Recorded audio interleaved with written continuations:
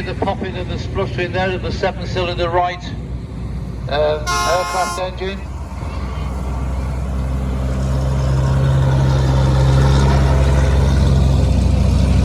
We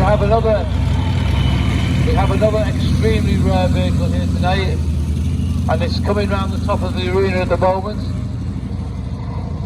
And this strange looking tank seems to have rubber tubing all the way around it, and you'd be right. This is the only example in the world of a DD tank. Now, there was a Hungarian inventor called Straussler invented a power takeoff, which meant that a tank, you could take the power from a tank engine, and at the back of the tank they put a propeller. And if you look at the back of this tank, at the very back, you can see a brass propeller underneath the tank.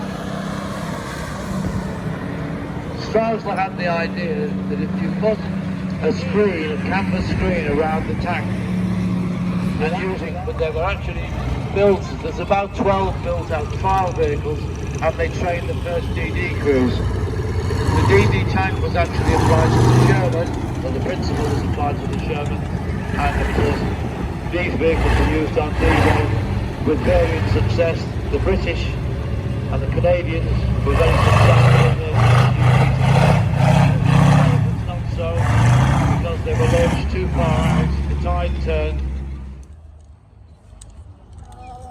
As you see, they're moving in column because they think that they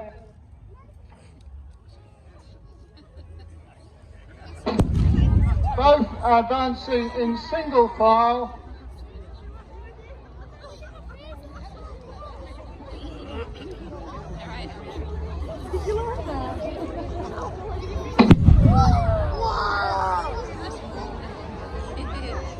And now they've taken up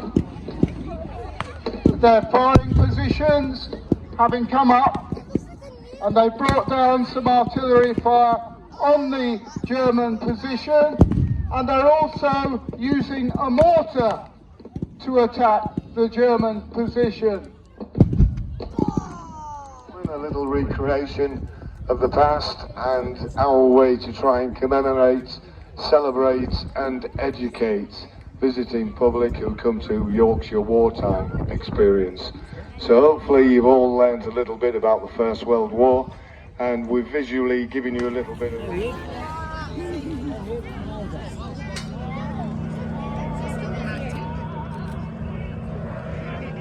Here he comes, ladies and gents.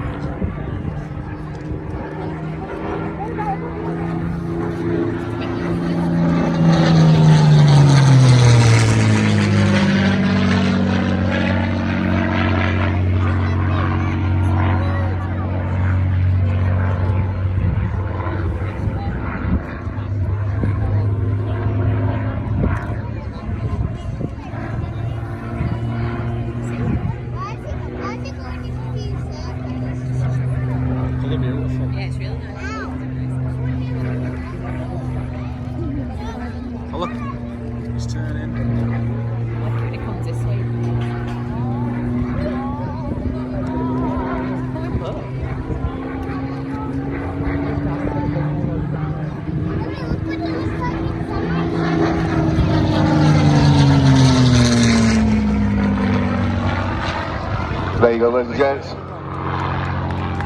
As he says bye by flapping his wings, that was your Spitfire Flypast.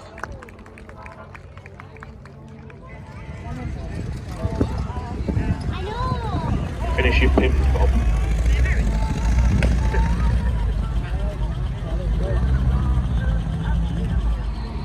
This was the heaviest, one of the heaviest prime movers that we had during the Second World War. There was a bigger one, you'll see that later. So that's the Diamond T, the towed tank transporter trailer with Sherman tank. Following us now is the pipe, very nice, very authentic, but at least it's in British Army markings. Followed by the beautiful K2, Austin K2 ambulance, very, very popular vehicle. Very popular vehicle for collectors, because you can go to a show and you can sleep in the back. Unlike my friend, they're lovely vehicles, really lovely. And then we have a Jeep of the British Army film and I can never remember the piece, photographic unit. I always thought it was pornography, but never mind. And then we have another Bedford MW, one of the many quarter-ton trucks by the British Army. Followed by yet another Diamond, 2 more Jeeps, both in American markings. And then we have one of the bigger wreckers,